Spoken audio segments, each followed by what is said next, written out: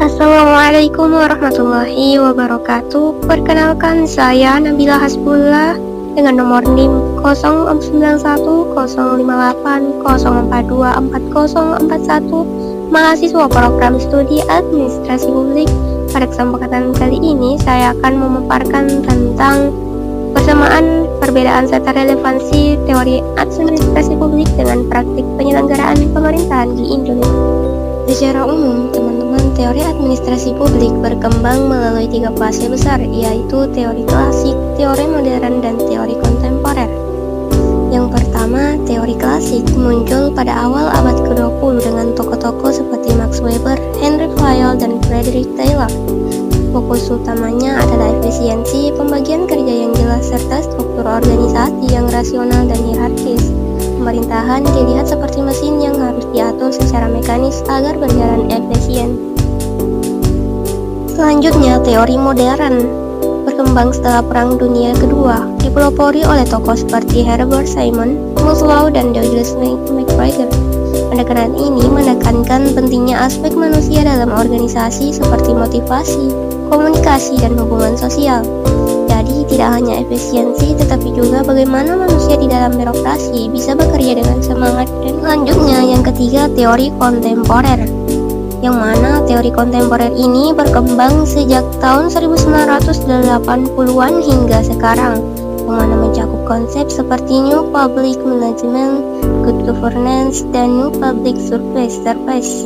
Pendekatannya lebih terbuka, kolaboratif, dan partisipatif, yang mana menempatkan masyarakat bukan hanya sebagai objek tetapi sebagai mitra dalam penyelenggaraan. Selanjutnya kita akan membahas persamaan dan perbedaan dari ketiga teori tersebut. Nah, meskipun berbeda, ketiga teori ini memiliki persamaan, yaitu semua berusaha menjawab satu pertanyaan besar: bagaimana administrasi publik bisa bekerja secara efektif, efisien, dan melayani kepentingan publik. Namun, perbedaannya terletak pada fokus dan pendekatan.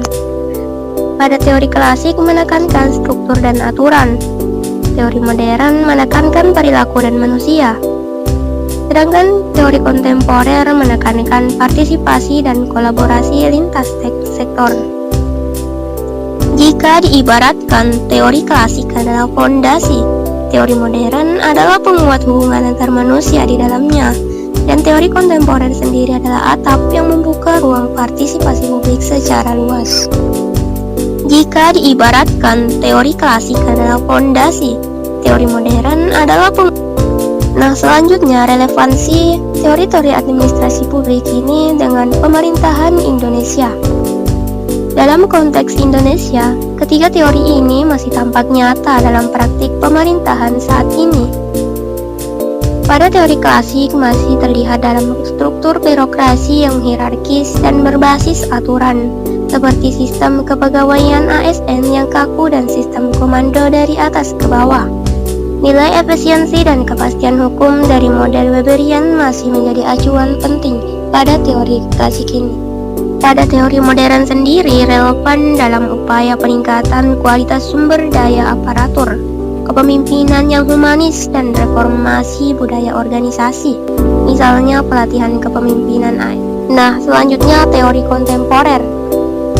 Pada teori kontemporer terlihat jelas pada reformasi birokrasi, e-government, dan kebijakan open government.